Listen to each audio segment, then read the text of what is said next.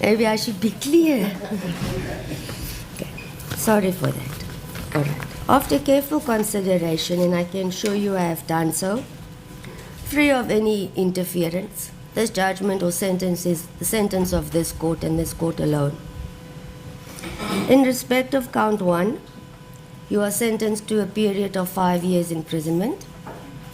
In respect of count 2, you are sentenced to a period of 2 years imprisonment.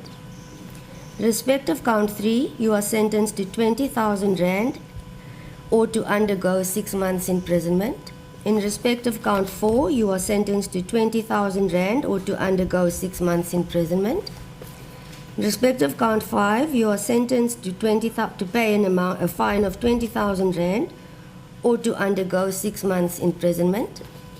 In terms of section 280, subsection 2 of Act 51 of 1977, the court orders that the sentence imposed in respect of counts 2, 3, 4, and 5 run concurrent with the sentence imposed in respect of count 1.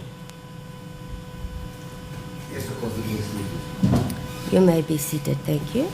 Yo, sanibona, welcome back to enye video guys, welcome back. So udaba luthi namhlanje ke ezishushu ezinzima namhlanje uJulius Malema uye wasentenswa to 5 years ebhadla ejele. You guys, in fact kuthiwa ke iminyaka ewu7 esikhombisa agwetshwe yona, kodwa ke uzosave u5 years according to what I understand. So save 5 years in prison and then i2 years lenye uzoyiseva while eseva u5 years, okusho ukuthi ke ngizama nami ukuthi ngiclarify the way ngizwe ngakhona. So ukuthi uye ejele kuba uJulius Malema sazi bazo-aphila bazothini, yazi mase besenza izinto zabo lezo-aphila nani kuthi ke kuthatha isikhathi neminyaka ngayithatha kuloko kuthiwa aphila, siyo-aphila le thola ukuthi mhlawumbe uzobe ngaleso sikhathi engaphandle ngebheyili belokhu besenza izinto zabo ngama-politicians lawa. You guys, mina nje ngokwazi kwami ama-politicians, so angazi ukuthi iyozala nkomoni ubaba uJulius bazomvalela kwangempela ahlala isikhathi esinganani, ibheyili uzoyi-apply la after isikhathi esinganani, njengoba namhlanje ke esentensiwe ibheyili yakho uyi-apply nini,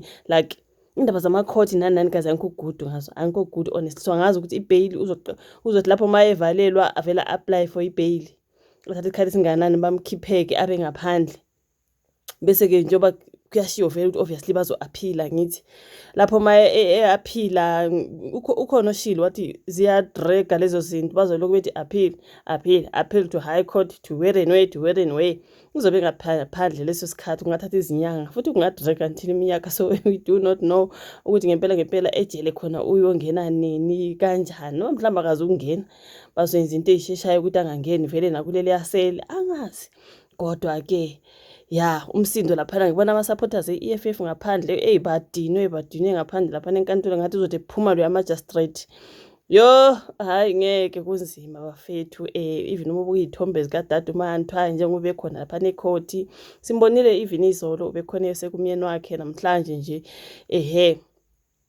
the presiding magistrate mangabe ke ethula ke you guys i-judgment, ubonile ubuso bukadade uManthwa ukuthi hayi bakhona abathi no she's pretending, wavela lapha abantu kuyiqinisa ukuthi bayahlukana in mhlambe nje she's pretending abantu on social media bazokudida, kuyiqinisa ukuthi bahlukana, kodwa manje kuyo yonke into abayenzayo babonke nje, kuyo yonke into abayenzayo uJulius noManthwa uzobona nje uManthwa ukhona kuthiwe no guys they are just pretending labantu bayahlukana. Hayi mina kimi ngizothi abahlukananga because she's everywhere where ubaba uJuju is going, njengoba simbone khona nasenkantolo ukuyoseka umyeni wakhe into kanjalo. Uyabona nje ubuso bakhe ukuthi busho something, bakhona bathi uyapretendana ngoba vele abasekho bonke. Hayi angingeni kwaleyo, kodwa ke ubaba uJulius Malema uye ejele bafethu. Sizoyenza ivideo kahle uma sengisendlini ngoba lana phela ngisasetohweni. So yeah, bengithi nje angithi 1 to 1 2 lokho engikubona ngoba since ekuseni you guys hayi lento ithethe isikhathi eside.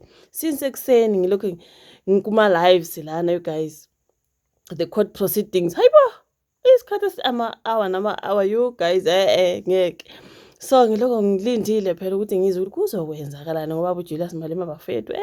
Uzwile nje bangizonameka iclip eqaleni lana you guys sebesho ukuthi you are sentenced to 5 years in prison, to 2 years in prison, to 20,000 rands fine, to what.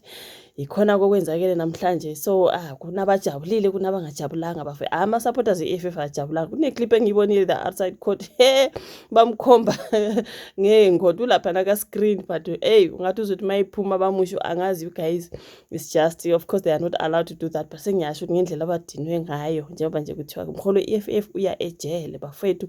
Yileli yacala lakhe you guys lokhu ekuqhumisa isibhamu. Bengilokhu ngi-uploadile ngibe niwabona amavidiyo mangabe niyabuka bafethu, niwabukeni phela. Icaleni lakhe lokuqhumisa isibhamu kwakune-EFF rally ngasemdansane somewhere e-East London.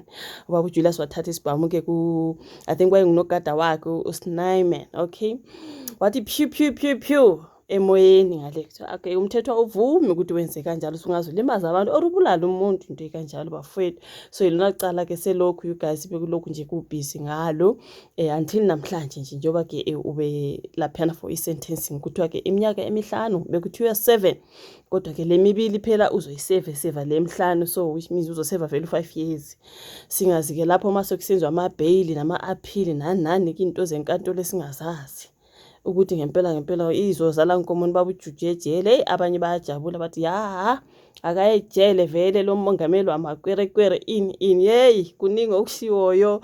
Hayi cha ke mina ikhanda lami lidibene, but anyways you guys mase ngifikile endlini sizokhuluma ngalolu daba kwamanje umuntu aqedelana emsebenzini.